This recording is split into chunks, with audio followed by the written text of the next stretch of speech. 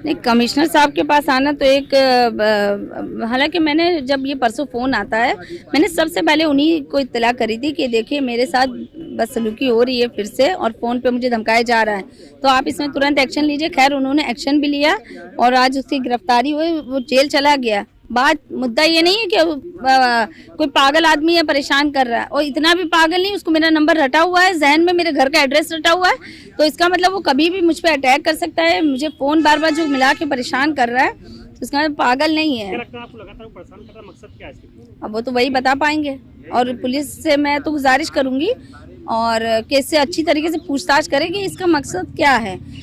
पति मेरे जेल में है 2 साल से, उसको मालूम है हम अकेले हैं बाहर और मेरे बच्चे अकेले, तो वो उसका क्या मकसद है वो मुझे नहीं मालूम है। आपने सुरक्षा की मांग करी है क्या? हमने बोला है हमारे कार्यालय और हमारे जो है निवास पर इसकी सुरक्षा बढ़ाई जाए। हो सकता है ये बाहर आने के बाद कुछ भी कर सकता है। पहली बार उसने धमकी दी थी चुनाव से पहले, उस वक्त आपने कोई एक्शन? मुझे उस समय ज़रूरी नहीं लगा, मुझे लगा कि शायद कोई नशे में है या नहीं, उसकी मानसिकता ठीक थी, तो मुझे उस समय नहीं लगा ज़रूरी।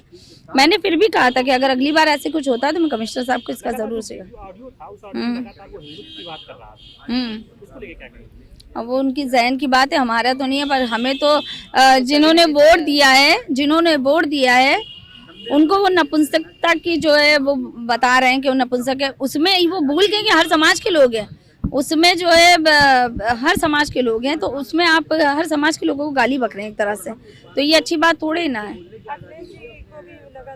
हाँ, ये हमारे देखिए पिछली बार हमसे बदतमीजी करी थी, इसीलिए हम चुप हो गए थे कि नहीं, हमें नहीं लगा ठीक बात करना। पर इस समय उन्होंने अखिलेश जी के लिए बोला है तो वो अच्छी बात नहीं है।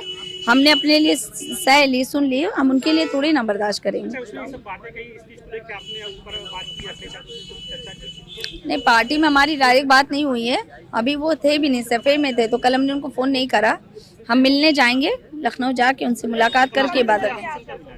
हाँ, उन्होंने कहा मैं इसकी जो है कार्रवाई करूँगा। उन्होंने एक एप्लीकेशन और दी है रूमी बाई ने, उसमें कुछ धाराएं जो है चेंज हो या बढ़ के लगे, तो उसके लिए उन्होंने बोला कि मैं देखता हूँ। आपको लगता है जो धाराएं लगी वो सब हल्की है? बहुत हल्की है, तो कहीं ना कहीं गंभीर हाँ बिल्कुल होनी चाहिए, और ऐसे इंसान को अच्छे से सबक मिलना चाहिए कि कमज़ोर ना समझे, महिला हैं, और जो है हम लोग पूरा हर कैरेक्टर में परफेक्ट है, चाहे नेता हो चाहे वुमेन।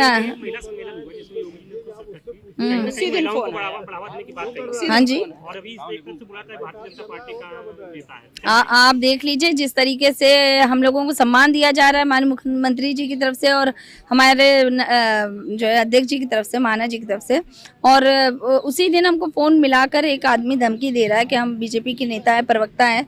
तो बीजेपी तो मुझे नहीं लगता कि अगर इस तरीके का अगर सम्मान देती है तो इस तरीके के लोगों को वो अपने इसमें रखती होंगी। तो या तो वो आदमी झूठ बोल रहा है या फिर सम्मान में कुछ कमी रह गई हमारे, हमें ऐसा लगता है जी। वीके न्यूज उत्तर प्रदेश उत्तराखंड, सच का सारथी।